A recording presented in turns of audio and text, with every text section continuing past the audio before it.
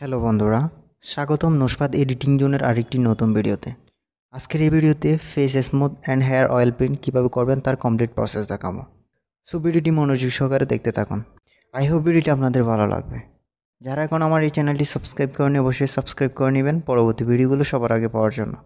তাহলে চলুন কথা না বাড়িয়ে মূল ভিডিওটি শুরু করা যাক।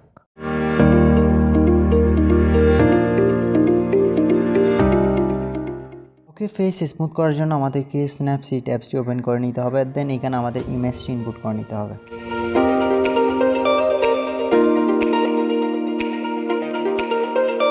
ওকে, এরপরে টুল অপশানে ক্লিক করব। দেন লেন্স ব্লার অপশানে ক্লিক করব। এরপর এখানে প্রয়োজন মতো একটি ব্লার ইফেক্ট অ্যাড করে নিব। দেন রাইট অপশানে ক্লিক করে দিব। এরপর লেয়ার অপশানে ক্লিক করব। দেন ভিউ এডিট অপশানে ক্লিক করব। এরপরে লেন্স ব্লার অপশানে ক্লিক করে এডিট করব লেন্স ব্লারটিকে। এই জন্য লেন্স ব্লার রেডিয়েন্সকে 50-তে রাখবো। দেন আমাদের ফেজের উপর ইফেক্টটি অ্যাপ্লাই করব।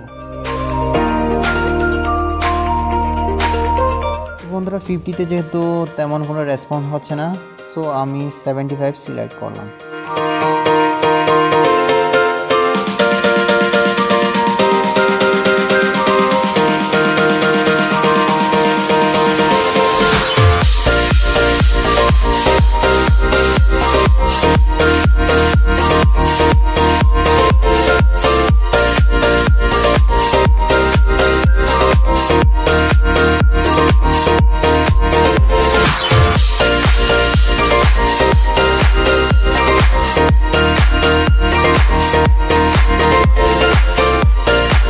দেখতে পাচ্ছেন আমাদের ইমেজটি টোটালি স্মুথ হয়ে গেছে। এরপরে রাইট অপশানে ক্লিক করে দিব। ওকে, এখন ইমেজটিকে সেভ করে নিতে হবে। এখানে ডাউনলোড অপশানে ক্লিক করব। দেন সেভ ইমেজ অপশানে ক্লিক করব। ওকে, এরপর আমাদেরকে টুলওয়াইজ নামে আরও একটি অ্যাপস ডাউনলোড করে নিতে হবে, যেটি গুগল প্লে স্টোরে পাওয়া যাবে। অ্যাপসটি ওপেন করার পর এখন এখানে প্রো এডিটিং অপশানে ক্লিক করব। দেন আমাদের ইমেজটি সিলেক্ট করে দিব।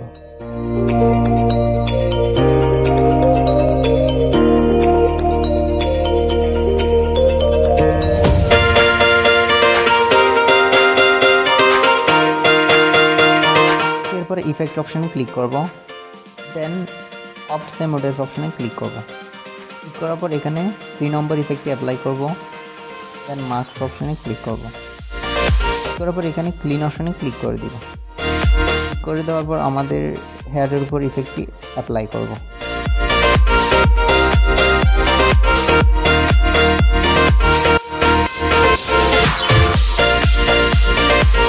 তো দেখতে পাচ্ছেন খুবই চমৎকার ভাবে আমাদের হেয়ারটি অয়েল প্রিন্ট হয়ে যাচ্ছে।